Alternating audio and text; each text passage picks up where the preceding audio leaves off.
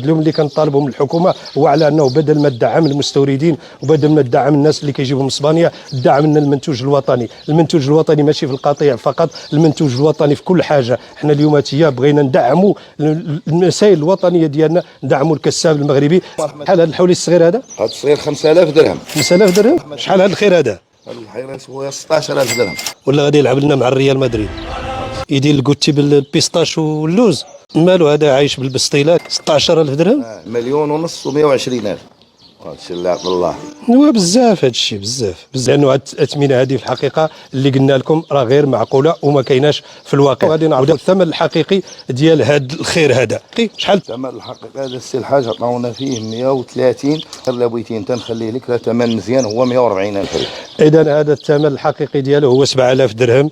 هذا الخير المعلم ب 3000 درهم 60,000. هي هذه الاثمنه اللي كنشوفوا اليوم في مواقع التواصل الاجتماعي ديال 2 المليون 2 المليون ونص. هذا الشيء راه ماشي لاعب كره كنبيعوه، هذا راه غير حواله. هذا الشيء راه زاد على الحد ديالو. نحن مع كساب مغربي ما كيشد لا دعم، ما كيشد حتى شي حاجه. كساب مربي هذا القطيع ديالو من على العرق ديال الجبين ديالو، بلا تدخل ديال الحكومه، بلا تدخل ديال حتى شي جهه من غير التلقيح. والاثمنه في الحقيقه راهي اثمنه حقيقيه، ولكن الا بغيتيها ولا فعلا بغيتي تشري غتمشي ديريكتومون مباشره عند الكساب، عند مرشي، بلا شناق بلا وسيط. لان هذا الشيء هذا اليوم كيخلع. كنشوفوا واحد واصل 2 المليون، 1 مليون ونص، واحد 2 المليون ونص. راه ما غاديش نشروا السياره، راه غنشروا غير كبش باش نعيدوا الاخر باش نعيدوا باش نديروا السنه. حنا هنايا كننقلوا واقع. جينا اليوم كنساوموا، قلنا قبل ما يغلى وقبل ما يقرب عيد الاضحى المبارك نجوا نحجزوا شي حاجه. لقينا الاثمنه الحقيقيه كان بين 5000 درهم 6000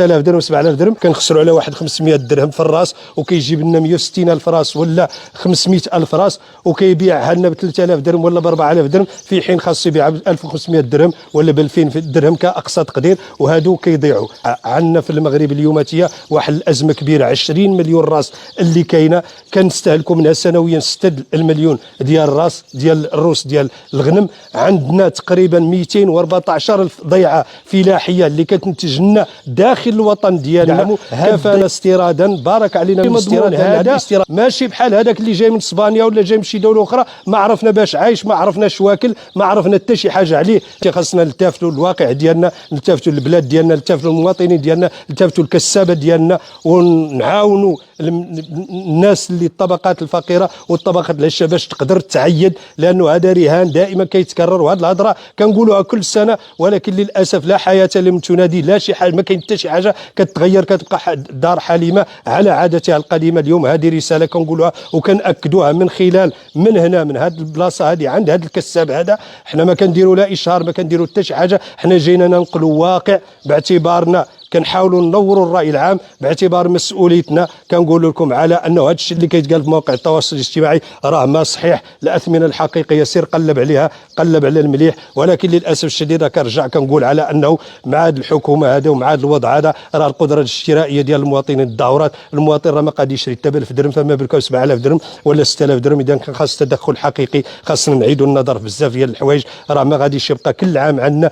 الرهان هو على واش غادي نعيدوا ولا ما غادي نعيدوا. هذا الشيء راه بزاف. لانه الا جينا نديروا بين قوسين راه عندنا بزاف ديال الارقام والاحصائيات اللي جابتها المندوبيه الساميه للتخطيط واللي جابتها بزاف ديال المؤسسات، راه كتخلينا نوضعوا ايدنا على قلبنا ونشوفوا المستقبل بعيون اخرى. لان المستقبل الحقيقه راه لا يبشر بالخير. ملي كتجي عندي 3 المليون فاصل 4 ديال الشباب ما كيديروا حتى شي حاجه، ملي كيجي عندي 3 المليون ديال الفقراء في المغرب، ملي كيجي عندي بزاف ديال الارقام، راه كتخلعني، راه كتخلعني انا وكتخلعني على المستقبل ديال بناتي، المستقبل ديال المواطنين، المستقبل ديال الاجيال اللي جايه. راه كتخلينا ندقوا ناقوس الخطر. تحياتي لكم والسلام عليكم.